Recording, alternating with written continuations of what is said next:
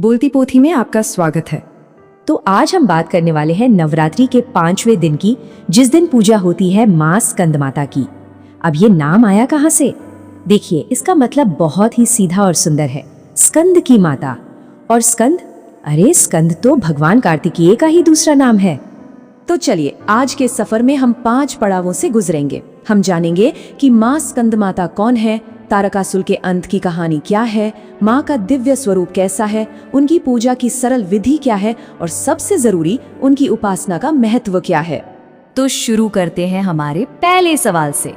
आखिर कौन है माँ स्कंद माता?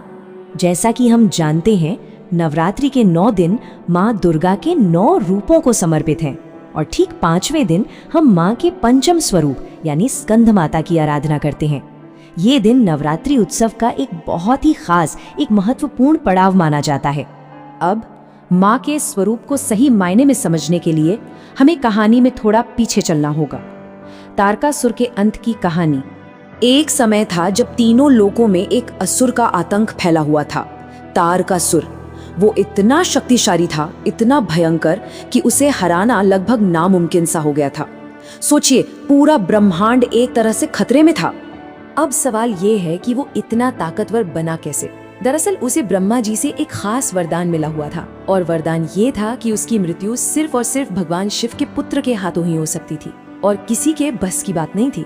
तो अब जरा सोचिए, देवताओं के लिए ये कितनी बड़ी मुसीबत थी।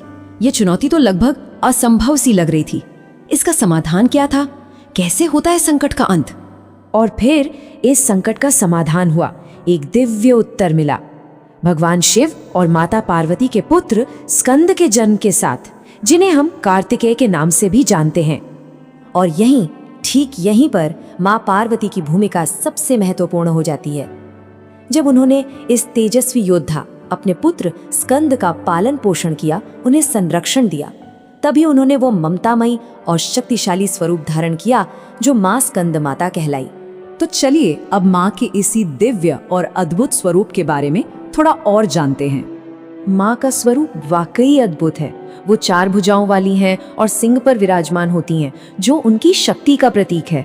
लेकिन उन्हें पद्मासना भी कहते हैं क्योंकि वो कमल के आसन पर भी विराजती हैं। उनके 2 हाथों में कमल के फूल रहते हैं और सबसे सुंदर बात, उनकी गोद में बालक स्कंद विराजमान होते हैं। उनका एक हाथ हमेशा वरद मुद्रा में रहता है, मतलब वो हमेशा आशीर्वाद देती रहती हैं। ये रूप ना एक माँ के वात्सल्य और एक देवी की शक्ति का एक अद्भुत संगम है। एक बहुत ही सुंदर श्लोक है जो उनके इस स्वरूप का वर्णन करता है। सिंहासन गता नित्यम पद्माश्रित कर द्वया, शुभदास्तु सदा देवी स्कंद माता यशस्विनी। ये मंत्र उनके पूरे स्वरूप को हमारी आंखों के सामने ले आता है। भक्त जब पूजा करते हैं तो इसी रूप पर ध्यान लगाते हैं। तो ठीक है, हमने माँ की कहानी और उनके स्वरूप को तो जान लिया।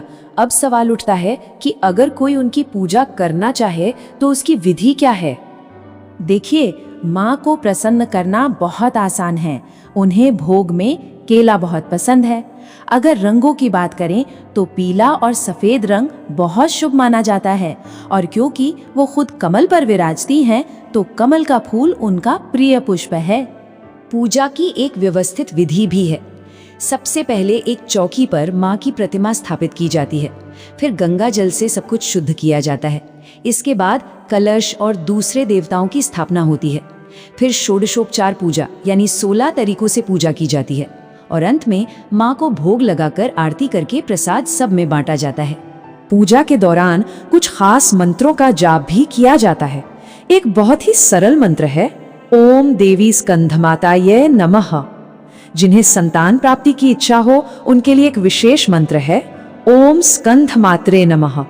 और एक बीज मंत्र भी है जो है ओम ऐम ह्रीं क्लीं स्कंध माताये नमः।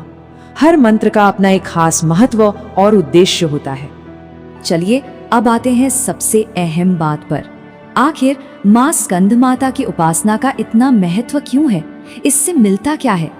माँ के आशीर्वाद से ना दोनों तरह के लाभ मिलते हैं, सांसारिक लाभ भी और आध्यात्मिक भी।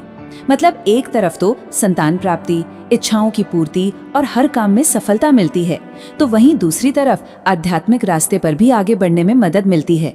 ज्ञान बढ़ता है, विशुद्ध चक्र जागृत होता है और यहाँ तक कि मोक्ष का मार्ग भी खुलता है।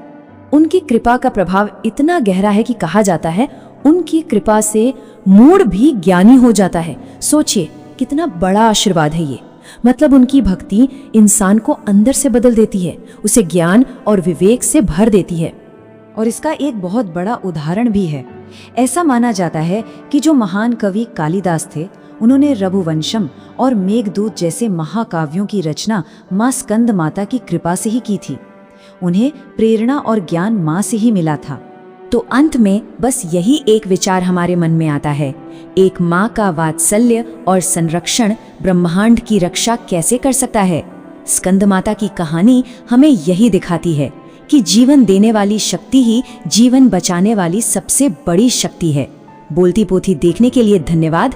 कृपया और अधिक धार्मिक वीडियोस के लिए बोलती पोथी को लाइक, शेयर और सब्सक्राइब करें।